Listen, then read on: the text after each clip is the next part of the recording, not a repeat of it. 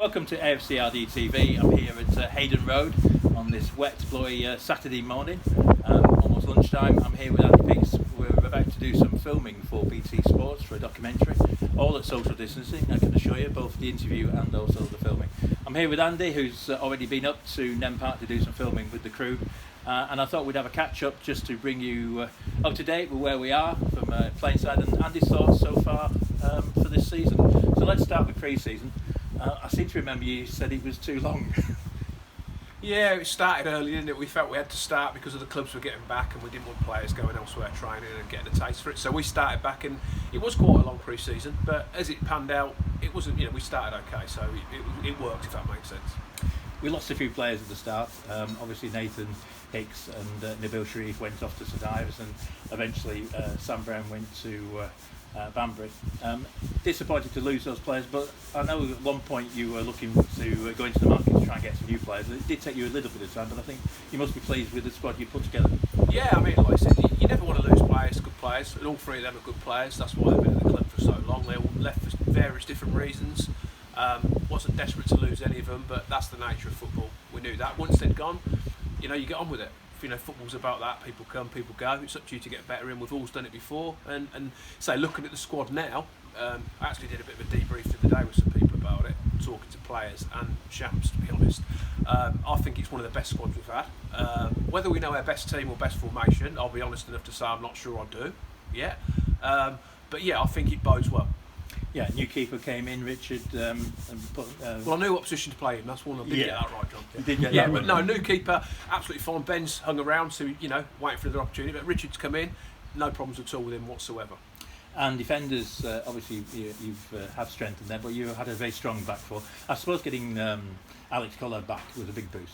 Yeah, Alex come back earlier than I expected, to be honest. I feared it might take a little bit longer, but again, coming back to pre-season, it done him the world of good because it got him out and about. He'd done his own stuff, he'd done our stuff, and we built him up gradually, and the timing was absolutely perfect for him. It's actually not good now. I probably had to stop because he was great. It was like, everyone knows my feelings about Alex Collard last year. He's a fantastic player. Just what I want a centre half to do. Head it, kick it, great leader, great in the changing room, loves the club. So he ticks loads of boxes. To have him back's been a massive plus. Obviously losing Sam was a blow because he's been part of our back four for a long time. But having him, we've got others to come in. We've had Hughesy there. We've got Paddy, who's grown week in, week out. We've had Jack Ashton obviously missing games, but with Alex coming back, Bully being injured. So it's not been a stable back 4, 5, 3, whatever you want to call it. But what I'm trying to say is the future's good. We've got some good players, and like I said, I haven't got it quite right because it's not everyone's been available all the time.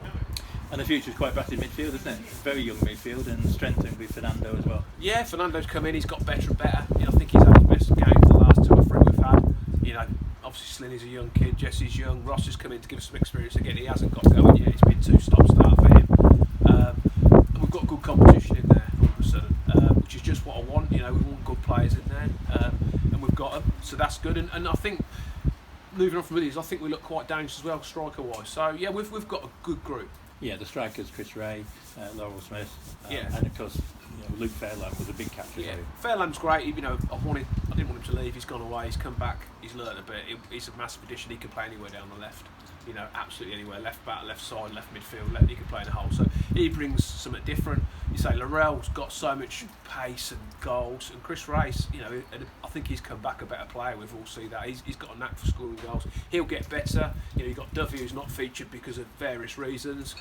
Then you obviously got Will Jones, who everyone knows what I think of him, but again he's been stop-start. He tested positive for COVID halfway through, so we had to have a little break. He his hamstring, so he hasn't got going yet, but he's one for the future. So yeah, attacking-wise, I think we look good. We forgot someone, the old warhorse, Tom Loren. We don't have to talk about Shanks. He knows what I think of him. He's played virtually every minute in various positions. He's still scoring goals. He adds to what we've got. So let's get into the season.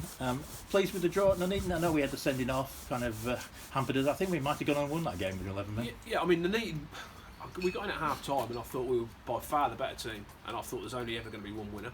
Obviously second half, what happened killed us with Ross, to be honest, and we come away from there a good point. I didn't think the Nuneaton were great. I thought they'd better teams than the Nuneaton, and that's how it's proved at the moment. I think they'll get stronger once they stabilise. They've got a lot of new players. But yeah, I'd also take a point. I've said this for you for a long while, John. Anywhere away from home, it doesn't matter if they're top of the league or bottom of the league, I would take a point away from home most of the time. And the same at Leiston, really. The game sending off changed the game. Yeah, again, I keep saying we need to keep 11 players on the pitch. It takes like gluing the two. You know, I keep saying it, but it does make a big difference. But to come, them 2 games to still get points after the circumstances, again, if we'd have kept 11 on, I think we probably would have won both games. So looking at the away form, most of those 2 draws, but 2 defeats. I mean, Bromsgrove, I think you thought were unlucky, and Colville. Bromsgrove was probably, I would say, as good as we've played for a long while. I thought we had much more chance than them. I thought we had absolutely no luck. Very, very similar to last year when we went there, if I'm being honest. Nothing dropped for us, nothing would go in. We played here against Hitchin, and everyone said, we scored 7, it was fantastic. I wasn't over happy at times in the Hitchin game because I think we were a bit open and they had some chances as well, and we probably scored 7 out of 9 chances, whereas Bromsgrove, we probably had 6 chances and didn't score. So it does even itself out. But Bromsgrove I thought was a really good performance. Colville, I was disappointed. I held my hands up at the end of it. I don't think we got the team quite right. I think it was a little bit too open. They're a good team. I think the fact we'd won the week before against Hendersford and been quite attacking here, quite expansive football, I think we perhaps went there a little bit naively. But I was also disappointed with some of the performances as well, and I said that. But that's now gone. But yeah, overall, we haven't won yet away properly, but I think we've played okay in most of the games. Home form's been good though. I mean, I know we won 7-1 against Hitchin, but I think the Hensford performance was probably the best of the 2. Yeah, I think so. I'd agree with that. I'm saying the big disappointment for me is the Newark game, and I've almost forgot about it. I've got to come to it. Well, we've got to talk about it. That's the biggest disappointment. That's the worst we've played probably in the 5 or 6 years I've been doing it, if not longer. I think they caught us when we were at our worst. 2 early goals killed us for whatever reason. But that, I keep saying everyone I speak to, that performance aside, I've been okay with most games. Colville was a little bit disappointing, but they're a particularly good team. Never an easy place to go. But in all the other games, I've been quite happy with performances, to be honest. So I knew it was an absolute thing, and forget that one. But all the others, I think we've been quite good.